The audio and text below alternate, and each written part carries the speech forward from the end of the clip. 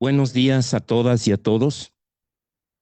Bienvenidos a esta cuarta jornada de la octava Semana Nacional de Ciencias Sociales de Comexo, aquí en la Unidad Académica de Ciencia Política. En esta ocasión vamos a iniciar con la presentación de la conferencia impartida por el doctor Héctor de la Fuente Limón. El doctor Héctor de la Fuente es licenciado en Sociología, egresado de la Universidad Autónoma Metropolitana y maestro y doctor en Ciencia Política por la Unidad Académica de Ciencia Política de la UAS, donde actualmente se desempeña como docente e investigador de tiempo completo. Se ha especializado en el estudio del impacto de los problemas del desarrollo en los procesos de cambio político en América Latina, participando en diferentes foros nacionales e internacionales como ponente y publicando diferentes artículos, capítulos y libros sobre estos temas. Cuenta actualmente con el reconocimiento como perfil PRODEP de la SEP y también como integrante del Sistema Nacional de Investigadores e Investigadoras Nivel 1. En esta ocasión, su conferencia se denomina El presidencialismo en México, un breve balance histórico de sus transiciones en el marco de la Cuarta Transformación. Sin más, y puesto que vamos un poco atrasados de tiempo, le cedo la palabra al doctor Héctor de la Fuente. Adelante. Gracias, buenos días. Bueno, agradecer primero a mis compañeros, a la Unidad Académica de Ciencia Política, por abrir este espacio para esta charla. Obviamente también a Comexo por abrir este espacio. Es complicado para mí, tengo bastante tiempo de no hacer una exposición. Parece sencillo, pero créanme que retomar la vida académica en pleno cuesta trabajo. Y yo quería agradecer primero a mis compañeros porque esta charla pues fue una invitación de ellos en una sesión del colectivo docente a propósito de las clases que íbamos a impartir este semestre en el curso de avances de investigación del doctorado. Y salió esta inquietud a partir de una lectura que es para esa materia de un investigador del Colmex, Rogelio Hernández, de un artículo que se publicó por ahí del 2023 en la revista Foro Económico, El autoritarismo presidencial en México, entre la tradición y la necesidad. Este artículo que fue compartido con los estudiantes, pues a mí sí me generó una provocación tipo académico de muchos temas que he tratado en este tiempo sobre el régimen político mexicano. Mis tesis me hizo recordar las dos tesis de la de maestría y la de doctorado. Y de alguna forma, a partir de algunas críticas y señalamientos que hice de esa lectura, se construyó, pues digamos, no solamente esta ponencia, sino un producto académico. Entonces, por eso quería, bueno, que ya se verá más adelante, se publicará, está en su fase de borrador, pero quería empezar con ese agradecimiento. Bueno, la tesis que maneja Rogelio Hernández básicamente es que el presidencialismo en México es producto de una necesidad y una tradición histórica. La construcción de una autoridad central que resuelva los problemas y las recurrentes fallas que generan los programas económicos que profundizan las desigualdades sociales. Él señala también que la Constitución de 1917 no le dio, a diferencia de algunos autores clásicos como Cosío Villegas, etcétera, que atribuyen a la Constitución el haberle dotado al presidente en México de una gran cantidad de atribuciones. Él va a señalar que en realidad fue otro constitucionalista, Jorge Carpizo, el que señaló que la Constitución, si bien dota de atribuciones al presidente para crear un gobierno fuerte, y en su momento la preocupación era pacificar el país y generar las condiciones de desarrollo económico para el bienestar social, en realidad esas atribuciones se generaban a partir del control que de facto logró tener sobre el Congreso. Y también otro aspecto que señala es que, y sobre eso a lo largo de la exposición lo van a ver, que más allá de ser un rasgo individual y que se ponga énfasis en el estudio del presidencialismo en las personas que encabezan la institución presidencial, se debe buscar en la historia. El otro tema es que también señala que este presidencialismo exacerbado se activa, por decirlo así, en periodos de crisis, ¿verdad? Y que las soluciones que toman en ese momento los presidentes en el futuro van generando las condiciones, ¿verdad? Para que otro presidente en otro periodo histórico, ¿verdad? Resuelva los problemas que esas mismas decisiones generaron socialmente. Básicamente, esos son los elementos. Bueno, a mí eso me generó pues varias observaciones, que es la primera. Lo primero es que habría que hacer algunas precisiones cuando se habla de crisis, como el elemento fundamental para identificar la concentración de facultades excepcionales en el presidente de la República. Hablamos de crisis capitalista, en concreto de un patrón de acumulación que se manifiesta en países subdesarrollados como el nuestro en una crisis de la forma patrón de crecimiento vigente en un contexto histórico determinado. Obviamente esto es una inspiración de la teoría del subdesarrollo del doctor Víctor Figueroa, que muchos nosotros conocemos. Ya sea que este patrón esté orientado hacia el mercado exterior o interno, esas son sus formas históricas, que se fomente una estructura productiva sustentada en las exportaciones de bienes primarios o que se sostenga a través del impulso del mercado interno con una industrialización que aproveche los recursos de la exportación de esos bienes. Los patrones de acumulación o formas de crecimiento económico dependen de la actuación política e impactan y dotan de características particulares al Estado y al régimen político. En las formaciones sociales caracterizadas por el subdesarrollo de la relación capital-trabajo, el Estado cumple la función primordial de crear las condiciones generales de acumulación en función de su posición subordinada y dependiente del trabajo general originado en el polo más desarrollado del sistema capitalista. De ahí que un autor, Jaime Osorio, que ha dedicado pues, buena parte de su vida a explicar las sociedades latinoamericanas, particularmente sus preocupaciones se han centrado en el Estado como producto de la dependencia, caracteriza a los estados latinoamericanos, obviamente incluido México, como estados subsoberanos, lo cual no limita el poder de las clases dominantes locales, no hace referencia necesariamente a ello, sino que existe, ¿verdad?, este estado en la medida que imbrica los intereses del capital extranjero. El régimen político, por otro lado, es la manifestación externa del Estado. Su forma y su manera de operar en los distintos momentos y circunstancias históricas informa del modo en que el Estado lleva a cabo la regulación del conflicto social.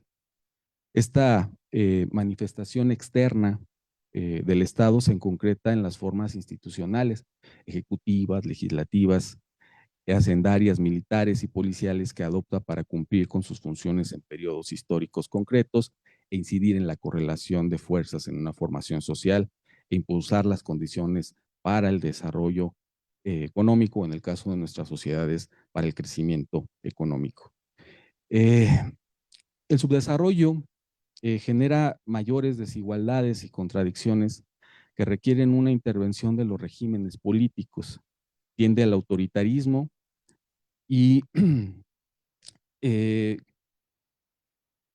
hacen inviable la existencia de la democracia liberal plena más allá de su existencia formal en los sistemas legales. En esta parte quisiera hacer énfasis con el tema de la discusión sobre la democracia liberal y las posibilidades en sociedades subdesarrolladas como esta. En realidad, siendo congruentes con una visión marxista de la sociedad, la democracia liberal, ¿verdad?, es inviable. existen formas históricas muy concretas en países que han logrado generar suficientes niveles de desarrollo para crear un estado de bienestar que crea ciertas condiciones de igualdad que hacen viable la existencia y la vigencia de ciertos derechos y libertades. En sociedades como la nuestra, como sabemos, hay una incapacidad endógena para generar progreso. Y esto ha limitado, ¿verdad?, el desenvolvimiento económico y ha generado las condiciones para que exista de manera estructural una población excedente que se manifiesta de múltiples formas, trabajo informal, migración, etc. Y esto provoca una inestabilidad social permanente que ha generado una actuación permanente del Estado con decisiones, digamos, autoritarias.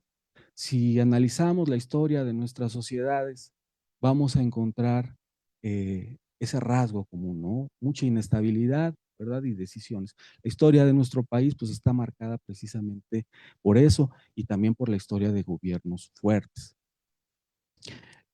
Bien, la forma del régimen político en México ha estado definida por la preeminencia y actuación de la institución presidencial, por lo que se trata de un régimen político de tipo presidencialista. La forma en que este se ha articulado históricamente ha respondido a las necesidades concretas para impulsar los patrones o formas de crecimiento dentro del subdesarrollo, asumiendo funciones y características concretas para regular la conflictividad social y ejercer el poder de clase.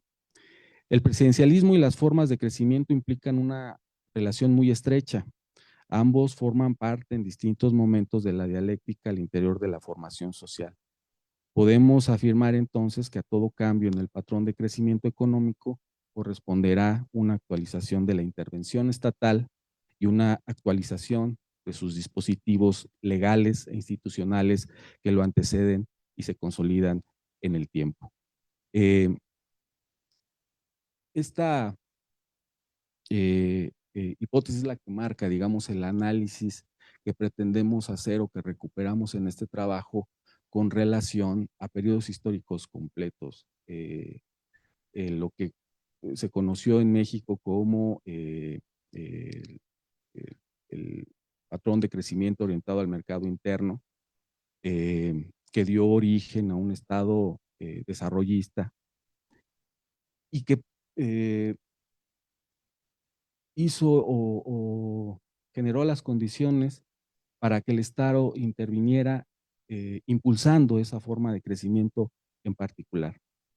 Encontramos así entonces que la coyuntura internacional de la Gran Depresión llevó a México a adoptar el modelo de sustitución de importaciones, influido por la CEPAL, con el Estado como protagonista en la industrialización y el cierre de la brecha comercial con países avanzados.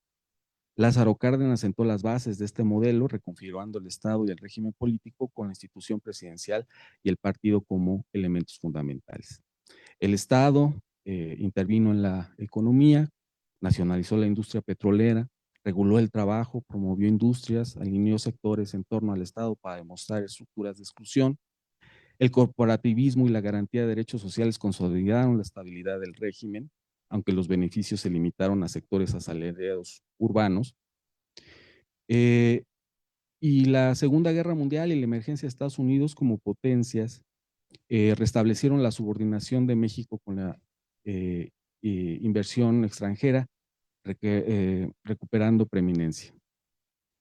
La industrialización requirió recursos y tecnología, facilitando alianzas entre el capital extranjero y burguesía nacional, subordinando el proyecto nacional a intereses externos.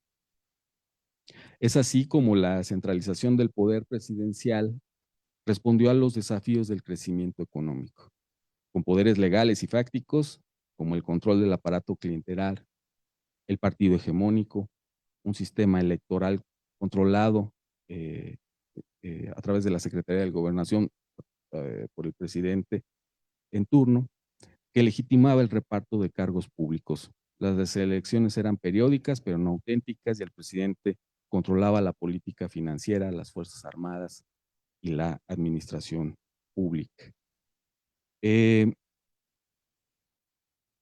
No voy a abundar mucho en esto.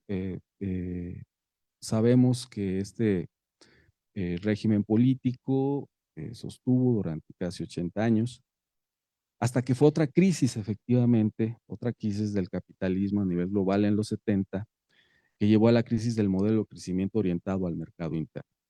La liberalización del comercio y la financiarización de la economía, la flexibilidad laboral, la creación de cadenas globales de valor se constituyeron en los ejes sobre los que descansaría el nuevo patrón de acumulación capitalista. Estas transformaciones volvieron inviables en México la industrialización vía sustitución de importaciones y todas las políticas que respaldaron el patrón de crecimiento orientado al mercado interno durante más de 3 décadas entraron en crisis. El nuevo paradigma de la acumulación capitalista demandaba un cambio en la orientación del crecimiento económico y una nueva forma de incorporación subordinada al mercado global de nuestro país en favor de un modelo que privilegiaba las exportaciones en materias primas, la extracción de recursos energéticos y la maquila. El cambio fue impulsado por una nueva generación de burócratas formados en universidades extranjeras, en donde hicieron suyas las principales tesis de la nueva economía imbuida de la teoría neoliberal. Pero desde el propio régimen político, que es sobre lo que hay que hacer énfasis, lo cual eventualmente lo llevó a una crisis de legitimidad manifestada plenamente en las elecciones de 1988, donde se incurrió en un fraude de manera abierta, y a una nueva reconfiguración para impulsar las transformaciones que el capital demandaba. Se instrumentó entonces una política de contención del gasto público, control de salarios, privatización de empresas públicas, la apertura a la inversión extranjera, mecanismos legales para instrumentar la flexibilidad laboral y muchos otros factores que tuvieron enormes repercusiones en el bienestar social de la población y generaron inseguridad y violencia. La crisis de legitimidad se complementó con una larga y tortuosa apertura del régimen político, creando las condiciones para un cambio hacia una democracia limitada a la competencia entre élites, bajo una presidencia más acotada, pero que garantizara la continuidad del proyecto económico en marcha a través de un cogobierno de facto en el Congreso entre el PRI y el PAN. Así, las reformas políticas electorales liberalizaron el sistema electoral y fragmentaron el poder presidencial. La creación del Instituto Federal Electoral, su autonomía, junto con la reforma constitucional de 2013, debilitaron la preeminencia presidencial. La descentralización administrativa y la creación de órganos autónomos limitaron las facultades presidenciales y pusieron funciones públicas en manos privadas. Instituciones como el Banco de México, la Fiscalía General, el INAI, la Comisión de Derechos Humanos, la COFESE, IFT, etcétera, obtuvieron autonomía, poniendo freno al poder excesivo que tenía antes el presidente. Hay que señalar que lo que se configura en este periodo es una democracia que apuntala al poder presidencial a través de el concubinato entre dos partidos políticos. Por un lado, el PRI, todo este grupo tecnocrático que lleva a cabo las transformaciones a partir de 1982, que las lleva de manera acelerada con Carlos Salinas de Gortari, se dan cuenta que es imposible seguir impulsando esas transformaciones dentro, ¿verdad?, de las propias reglas del régimen político y, como sabemos, de facto hacen una alianza con el Partido Acción Nacional para poder gobernar después de la elección del 88, eso es evidente. Y a partir de entonces, ese dispositivo que tiene la Constitución para que el presidente no ejerza, digamos, de manera arbitraria el poder a través del control de la Constitución, fue administrado por estas dos fuerzas políticas, el PRI, cada vez más alejado de sus raíces populares, y por otro lado, un partido, Acción Nacional, caracterizado también por no tener precisamente una tradición de presencia territorial y de cercanía con las bases. pero se aseguraron de consolidar en el interior con esta cláusula de gobernabilidad, que es producto de todas estas reformas electorales, mantener el control, ¿verdad?, del Congreso, de tal forma que el presidente en ciertas circunstancias se pudiera apoyar en ese Congreso. ¿Qué es lo que se buscaba? Que las mayorías populares no tuvieran una forma de acceso al poder. Fue una forma de bloquear durante mucho tiempo el acceso de la izquierda al poder. Esto se ve en el 2006 de manera muy clara, pues, tiene que recurrir a un fraude. Es decir, la inconformidad que buscó canalizarse vía electoral a través del movimiento social y político encabezado por AMLO, que se presentó en las elecciones con el PRD, pues fue eh, producto de un fraude que ha sido ya, yo creo que más que documentado, aunque no reconocido por la autoridad electoral. La que sigue. Bien, quisiera entonces comentar ahora, digamos, cómo es que se lleva a cabo toda esta transformación del régimen político. Sabemos eh, el- la globalización neoliberal, el proyecto, el patrón de acumulación orientado hacia el mercado externo, neoliberal en nuestro país, pues fue apuntalado durante más de 3 décadas, casi 4, por estos partidos. eh, y es en este contexto donde surge toda este movimiento de López Obrador, que capitaliza y trata de convertir ese malestar social, ¿verdad?, en un gobierno. La crisis financiera que se manifestó, como sabemos, en el 2008, a la cual siguió la parálisis económica mundial en sectores estratégicos de la economía global ocasionada por la pandemia de COVID-19, ha generado las condiciones para una crisis prolongada del capitalismo, cuyo ciclo aún no encuentra el camino para un nuevo ciclo de crecimiento. Nuevamente es una crisis global que impacta eh, la acumulación en su forma subdesarrollada de nuestro país, la que propicia, ¿verdad?, una rearticulación en el bloque dominante y la necesidad de una transformación para crear un nuevo ciclo de crecimiento económico.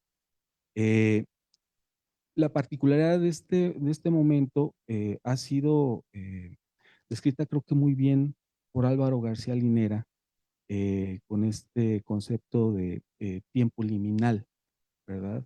Nos encontramos en un periodo eh, donde, un periodo de transición, donde el tiempo histórico se suspende, donde lo viejo, retomando a Gramsci, no termina de irse y lo nuevo no termina por llegar. Todas estas convulsiones a nivel global, las explica Álvaro García Linera, que estamos viviendo en este momento, tienen que ver con las dificultades que está enfrentando el capitalismo para generar un nuevo patrón de acumulación, pero sobre todo un nuevo régimen de legitimación de ese nuevo proyecto. Y entonces observamos de distintas formas, ¿verdad?, intentos por salir de esta crisis. Vemos el proyecto chino, ¿verdad?, con un Estado fuerte, una economía que practica el libre mercado hacia afuera, ¿verdad?, protegiendo su mercado interno, con prácticamente nula democracia interna. Tenemos expresiones radicales de ensayos de un hiperneoliberalismo, ¿verdad? Casi eh, dejado a la suerte de eh, un liberalismo radicalizado, por ejemplo, en la figura de Milei en Argentina, ¿no? Con estas ideas de los libertarios, ¿no? No solamente el liberalismo ha sido muy light en los últimos periodos, hay que profundizarlo, ¿no? Dejar en manos privadas, ¿verdad?, los asuntos públicos y hacer real, ¿verdad?, esa premisa. Y por supuesto está Trump, ¿no?, con hacer grande América otra vez, poniendo o estableciendo o tratando de establecer un bloque regional que le permita competir con sus aliados con las potencias que controlan el mercado, que le están disputando el poder hegemónico a nivel global. China, aliada con Rusia de alguna forma, en un contexto global bastante convulso, apostando por poner frenos a ese libre comercio y por un lado practicar al interior eh, de, de su bloque económico el libre comercio, poniendo aranceles, ¿verdad?, a quienes le están compitiendo en el mercado. Y bueno, aquí enumero algunas de las cosas que están cambiando. Si bien muchas cosas permanecen, hay muchas otras que se mantienen y que ahí están enumeradas, ¿no? Bajo crecimiento del Producto Interno Bruto, cadenas de valor globales en retroceso, esta opción del nearshoring, disminución del comercio internacional,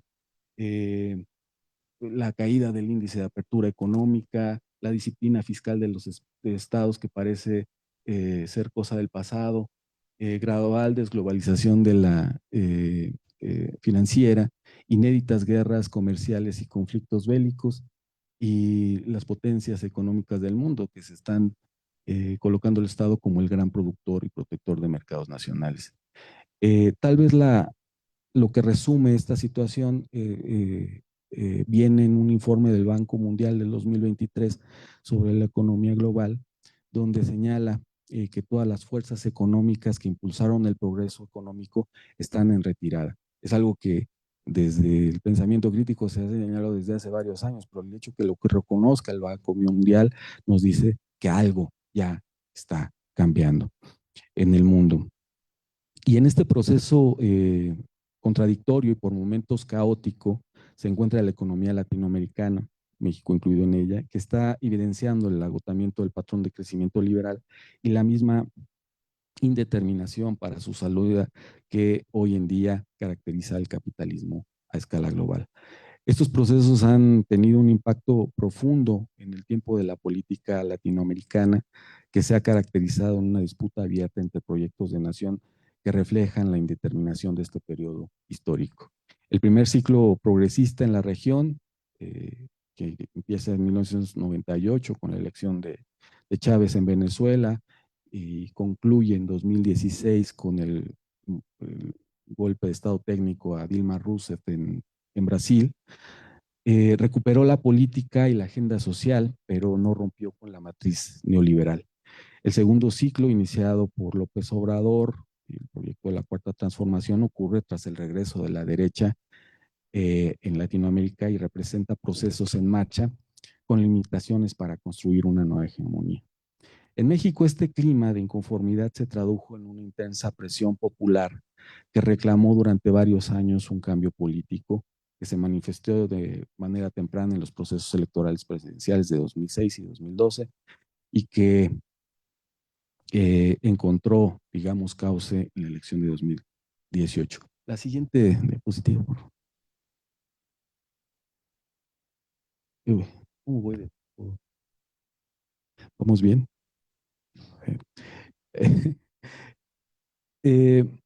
Bueno, en este contexto se gestó una crisis de representación, como sabemos, en nuestro país, y en este escenario de divorcio entre el pueblo y el Estado emergió como mediador el movimiento encabezado por Andrés Manuel López Obrador, en el que se conjugaron diversos sectores sociales, constituyéndose una alianza de clases en torno a un movimiento social y político que terminó generando un cambio en la correlación de fuerzas dentro del bloque dominante en el país. Este poderoso movimiento dio paso a la constitución de Morena, partido que postuló la candidatura de López Obrador en las elecciones de 2018, logrando un triunfo con un claro mandato democrático del 53% de la votación, el control de su partido, Movimiento de Regeneración Nacional, Morena, en el Congreso Federal y más de la mitad de los congresos locales y 5 de 9 gubernaturas en disputa. Con esto, el presidente volvía a tener la mayoría en el Congreso. ¿Se dan cuenta cómo esos procesos que a veces los vemos tan lejanos tienen un impacto muy concreto, ¿verdad? En la vida y en el cambio político en nuestro país. Y con esto también el cambio más importante pues, es obviamente que el presidente vuelve a tener una clara mayoría en el Congreso después de muchos años. Y con eso se rompe, después de muchos años, con este cogobierno, ¿verdad? Eh, esta democracia de élites en nuestro país, que durante muchos años apuntaló el proyecto neoliberal sin un respaldo popular claro que pudiera manifestarse en las urnas, ahora a través del canal de López Obrador se logra manifestar ahí. Bien, para tratar de alcanzar estos objetivos a lo largo del periodo presidencial, se tuvieron que enfrentar las inercias de los intereses creados bajo el patrón de crecimiento liberal, pero también la oposición abierta al cambio y las propias contradicciones de la coalición triunfante. Entre los elementos de ruptura dentro del patrón de crecimiento, encontramos bueno, ahí enumeramos algunas, ¿no? La dinamización del mercado interno mediante el fortalecimiento del salario del empleo, el rescate de las empresas públicas. Bueno, sabemos que este proyecto de gobierno se centró en combatir la generalizada corrupción, revertir la violencia, intervenir en el mercado, recuperar la presencia estatal en los sectores estratégicos de la economía, combatir el capitalismo de componentes y redistribuir el ingreso con una prioridad a los más necesitados, replantear en la medida de lo posible la relación con el gobierno estadounidense, efecto de darle prioridad al proyecto económico en ciernes y redirigir la actuación de las Fuerzas Armadas. Algo mucho más difícil de conseguir en el corto plazo, una nueva cultura que se inventara una nueva unidad nacional. Estas cosas están en el proyecto de López Obrador y se pueden consultar, están en su discurso de toma de posesión. Y era, digamos, el ideario. Y encontramos algunos elementos que nos permiten tener una idea de los logros que se plantearon en torno a este programa de gobierno y algunas de las limitaciones.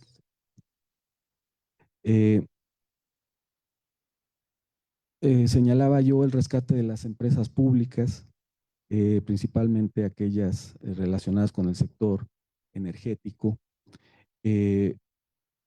Otras medidas trascendentes en materia financiera, como la eliminación de condonación fiscal a los grandes capitales, no a todos, hay que decirlo con claridad, la reducción de devoluciones fiscales, el cobro a deudores de la hacienda pública y el mejoramiento de la recaudación fiscal. También las polémicas grandes obras de infraestructura como el corredor interoceánico, el aeropuerto internacional Felipe Ángeles, el Tren Maya, la refinería Olmeca, que buscaron generar las condiciones para incentivar el mercado interno.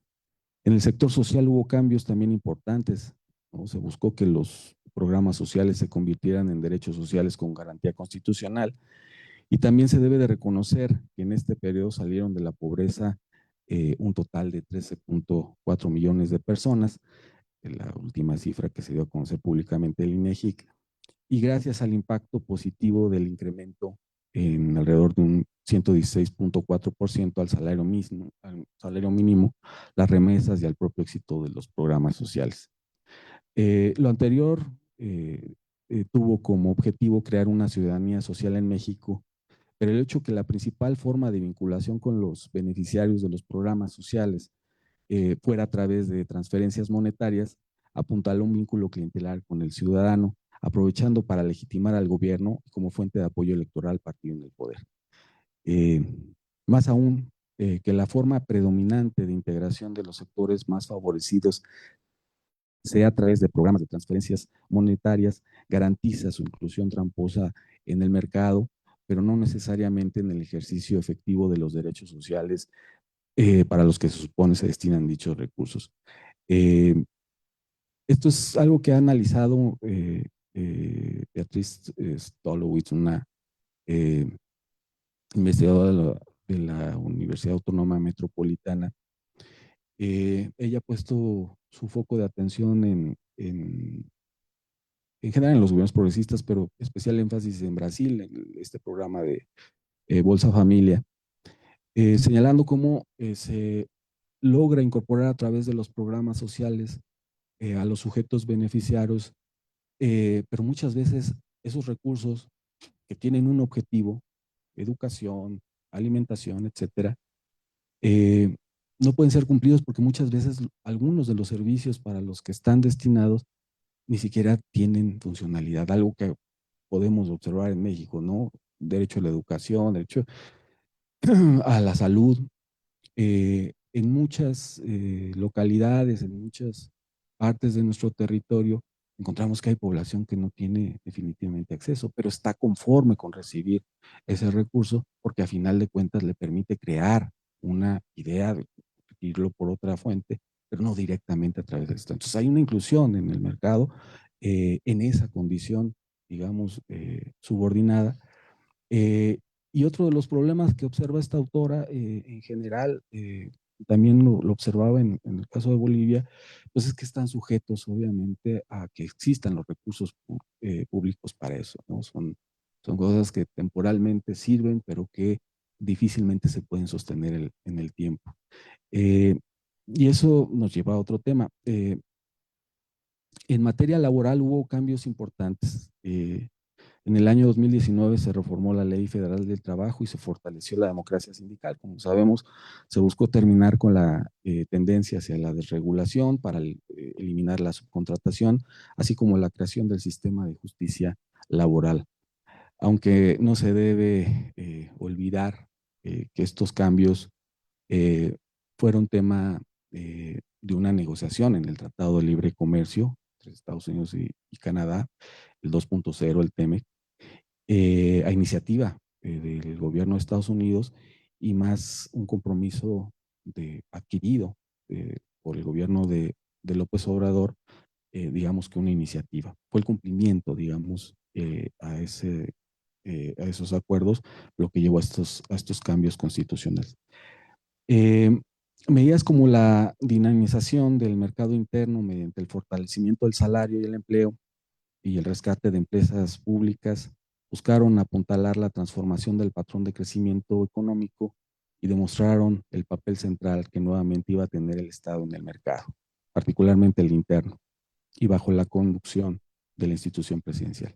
No obstante, no se impulsó una reforma fiscal que gravara a los grandes capitales y no se planteó el camino a seguir para apuntalar una industrialización que dinamizara el mercado interno, salvo esta idea muy general que todavía está retomando este gobierno, que no sé si con esa claridad, que implica una integración subordinada en el marco del TEMEC a través del nearshoring, fórmula que sin una política soberana de desarrollo industrial y tecnológico difícilmente podrá ser utilizada para apuntalar un periodo de crecimiento económico sostenido.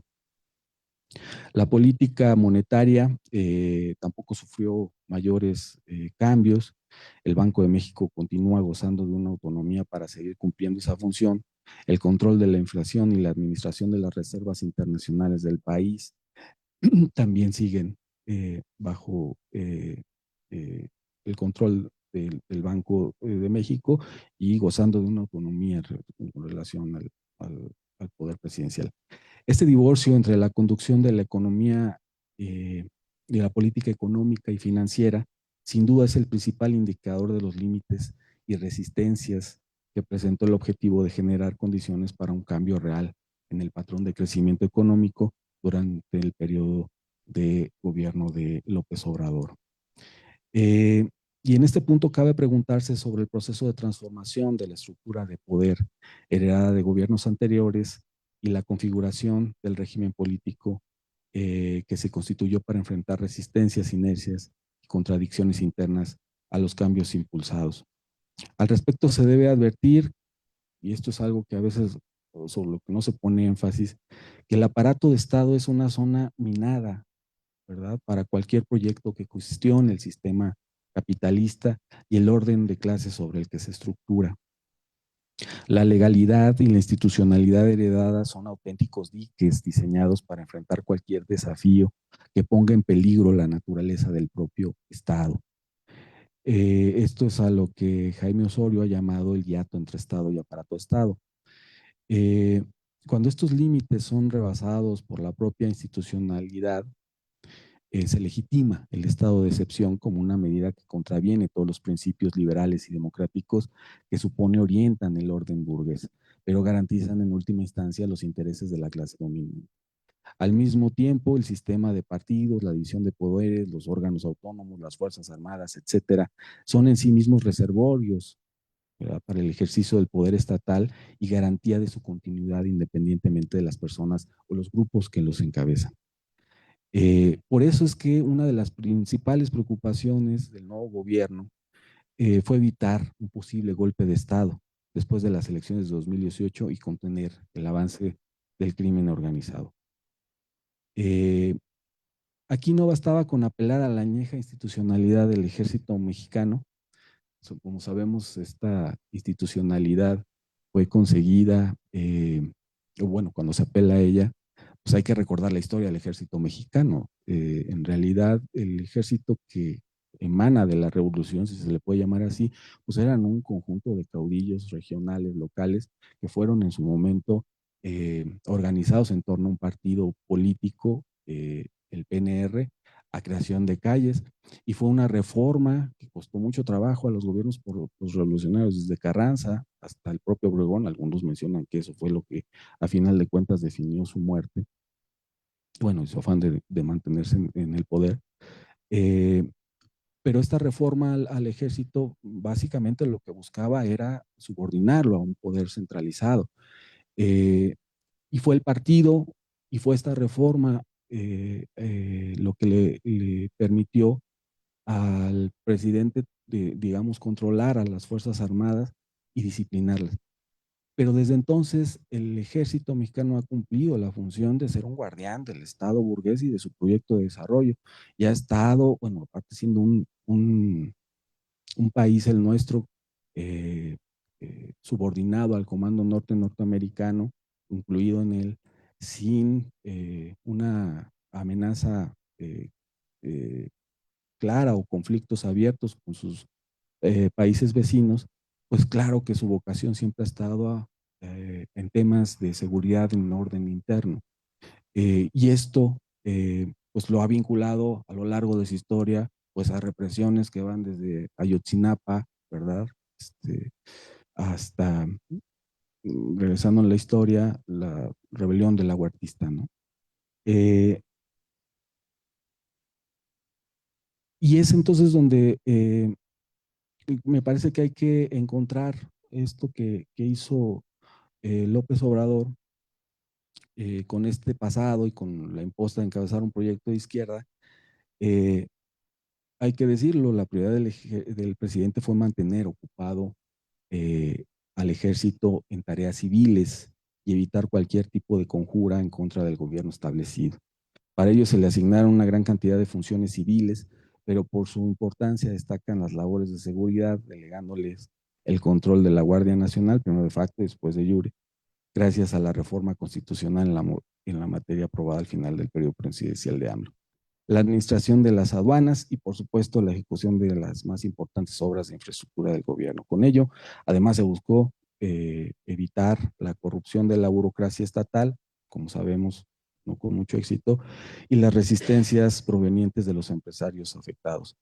Otro beneficio perseguido fue no transparentar los gastos de las obras públicas, y este es el primer elemento, digamos, en la cimentación de este nuevo régimen político. La otra prioridad fue hacer de Morena un partido hegemónico en el largo plazo. Si bien a diferencia del PRI no nace, es un partido que nace desde el poder, sí nace con una clara vocación para ampliarlo y conservarlo. Como consecuencia se enfrentó a la misma disyuntiva a la que se han enfrentado otros partidos, movimiento, que se convirtieron en canales para ganar en elecciones impulsar gobiernos progresistas en América Latina, dejar de ser movimientos. En el caso de Morena, se observa un desmarque de las organizaciones y grupos más cercanos a la izquierda partidista y no partidista, cuyas iniciativas generan adhesiones electorales, y la presencia cada vez más notoria de amplios sectores marginados del PRI y del propio PAN, en principio adversarios ideológicos de ese partido. Esta es otra pieza clave, ¿verdad?, dentro del régimen, en la medida que se está convirtiendo en el espacio privilegiado de la disputa electoral ante la marginalidad de la oposición y en el instrumento de subordinación del Congreso a la persona del titular del Poder Ejecutivo. El dilema será lo que definirá el futuro de este partido, es si dicho liderazgo quedará en manos de alguien que encabece la presidencia emanado de esas filas o de su fundador. Este tema de Morena no es privativo de, de este partido, digamos, está en la teoría de los políticos, desde Robert Mijes hasta Panibianco. Encontramos esta tesis, ¿no? Normalmente los partidos políticos son formas de organización que nada tienen que ver con los intereses concretos de las sociedades. En la medida que su vocación de poder los lleva a mantenerse y perpetuarse en él, terminan desvinculándose, ¿verdad?, de las personas que los pusieron ahí, de los grupos a los que representan. Pero en el caso de Morena, quiero hacer énfasis en que el cambio fue casi automático, ¿no? De hecho, el partido, el movimiento perdió su nombre, Movimiento de Regeneración Nacional, y como aparece en los estatutos se llama Morena. Queda claro que ese partido, ¿verdad?, tiene ya una vocación de poder. Y en el caso de, si nos vamos a la historia, la función que tuvo el PRI fue precisamente que la contienda política, las luchas, los reacomodos se dieran dentro del propio partido. Hay algunos autores que incluso lo llamaban el auténtico Congreso mexicano, porque ahí era donde se dirimía y se resolvía todo. Y hay señales, ¿verdad?, que pueden apuntar hacia allá, ¿no? Cuando se constituye un partido con esta presencia territorial. Por supuesto que esto no es definitivo, ¿verdad? Son procesos en marcha. Y bueno, el último factor de cimentación del nuevo régimen fue la recuperación para la institución presidencial de muchas de las facultades y funciones que durante la hegemonía neoliberal fueron fragmentadas y condicionadas y puestas en manos de órganos constitucionales autónomos. Tal es el caso de la lucha por la recuperación de las funciones delegadas a estas instituciones, que fue y sigue siendo un elemento crucial de disputa, ya que fueron los principales diques de contención sobre los que se buscaron condicionar los cambios impulsados por López Obrador. Las disputas con el INAI, con el INEI, con el INE, con el IFT, la Comisión Federal de Competencia Económica, y en general el recelo hacia otras instancias como la Comisión Nacional de Hidrocarburos, el Consejo Nacional de Evaluación para la Educación, después de la reforma obviamente, y la Comisión Reguladora de Energía, que si bien lograron ser supeditados de alguna forma al poder presidencial, la razón de su existencia nunca dejó de ser cuestionada. Fue el caso de la Comisión Nacional de Derechos Humanos, cuya titular, nombrada a propuesta del presidente, por decir lo menos, causó una gran polémica. Como sabemos, estos desencuentros no se tuvieron solamente con los órganos autónomos, sino también con el poder judicial de la federación. La siguiente, por favor. Bueno, esta ya me la salté, era la que sigue. Bueno, como sabemos, estas disputas en el 2021, Morena pierde la mayoría calificada en el Congreso. Este dispositivo de control constitucional lo pierde el presidente a través de su partido. Y estas disputas dejaron claro que el proyecto en marcha, la necesidad de apuntalar la concentración de estas funciones como una prioridad ineludible a fin de navegar con mayor certeza por el laberinto que representaba una institucionalidad heredada del periodo neoliberal. Por esta razón, de cara a la sucesión presidencial, como sabemos, AMLO planteó esto que se conoció como el Plan C. Básicamente implicaba retener la presidencia, alcanzar la mayoría calificada para Morena nuevamente y sus aliados en las elecciones del 2024 y sacar adelante un conjunto de 18 modificaciones constitucionales que retomaban las proyectadas originalmente. En resumen, básicamente lo que se buscaba es acabar con el principio de representación proporcional con la integración de ambas cámaras del Congreso y las legislaturas estatales, la desaparición del INE y los órganos electorales estatales y sustitución por un nuevo instituto con un órgano de gobierno cuyos integrantes sean electos por el voto ciudadano a partir de propuestas provenientes de los tres poderes del Estado. Una reforma, como sabemos, ya se implementó del Poder Judicial para que jueces, magistrados sean elegidos por el voto ciudadano. La creación de un tribunal para fiscalizar el papel de los juzgadores, además de eliminar las acciones de inconstitucionalidad que hoy están en manos de la Corte, así como juicios de amparo en algunos casos específicos, y la desaparición de los órganos autónomos prescindibles o obstaculizantes del poder presidencial, que como sabemos también ya ha ocurrido. Ya estoy por concluir. Bueno, para ya sabemos cuál es el final de esta historia por el momento. Morena ganó las elecciones de manera contundente, recuperó la mayoría en el Congreso, se han implementado y están en proceso de implementarse todas esas reformas, además con un amplio margen de legitimidad.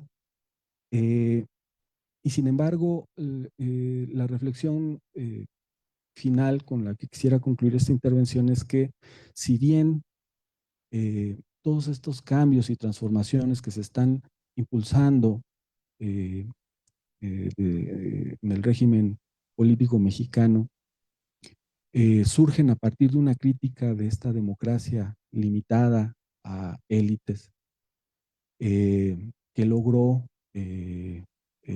gobernar a través de dos partidos, manteniendo el control del Congreso.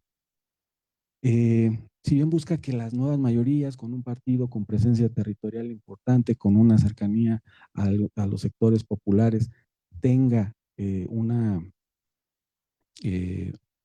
presencia que traduzca ese poder en cargos. El hecho que se esté discutiendo ahorita una reforma constitucional o una reforma político-electoral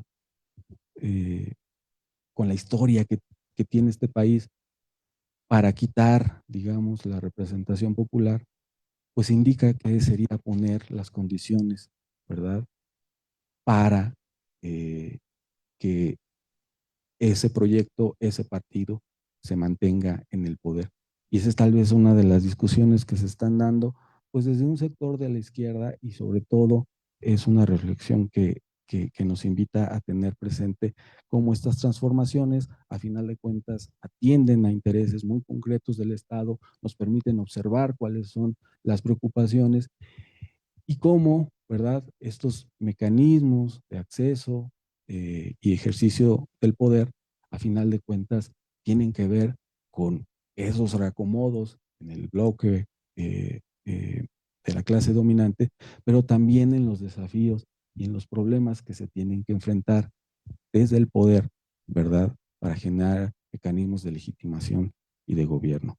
Yo con eso, bueno, perdón, la última, y lo dejaría así con esas a manera de pregunta, ¿no? Estos serían los nuevos elementos, ¿verdad?, que están configurando ese nuevo régimen político en México.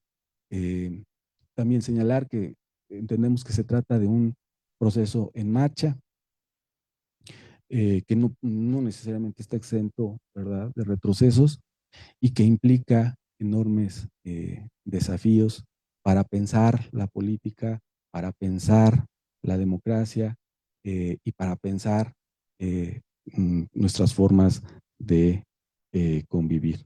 Bueno, yo con eso concluiría. Les agradezco mucho su atención.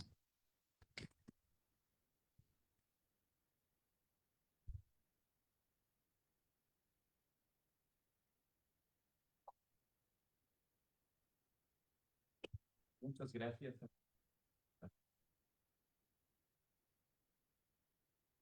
Interesante. Iba sobre el presidencialismo en México, sobre este balance histórico. Gracias. México, balance histórico, siglo, porque ha sido forma una necesidad, bueno, se activa en crisis política y sus vínculos de muchos con las crisis externas. No sienten, pero son importantes. Impactan en la manera en que se reorganizan las fuerzas políticas al interior, desde el patrón de crecimiento por sustitución de importaciones, la crisis del 29, nos hace el recuento del nuevo patrón de crecimiento derivado de la crisis de los 80s, con esta orientación al mercado externo, el patrón de crecimiento, y cómo nuevamente entran en crisis las fuerzas políticas, dando lugar a esta democracia de las élites, donde el PRI y el PAN, en esta que ellos llaman transición a la democracia, hace surgir nuevas formas de expresión del presidencialismo en México. Finalmente, la crisis del 2008 y sus impactos, este reposicionamiento que se da de las fuerzas, el Estado, pues, como centro, eje de la discusión, el presidencialismo en nuestro país, y lo que viene pasando con lo que él denomina como un nuevo régimen político en México.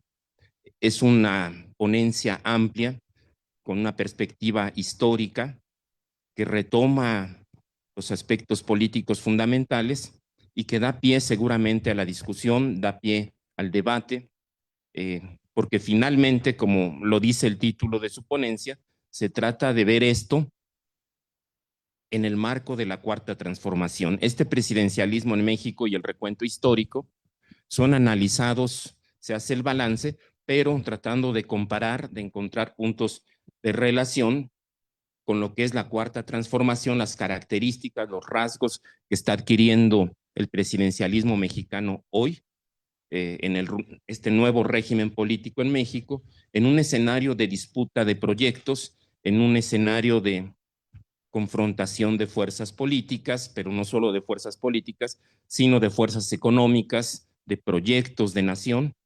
Y bueno, abrimos la intervención, la palabra a quienes gusten opinar, debatir y dialogar sobre este tema del presidencialismo en México y la muy interesante y amplia ponencia que agradecemos al doctor Héctor de la Fuente que nos haya ofrecido para abrir, qué mejor manera que abrir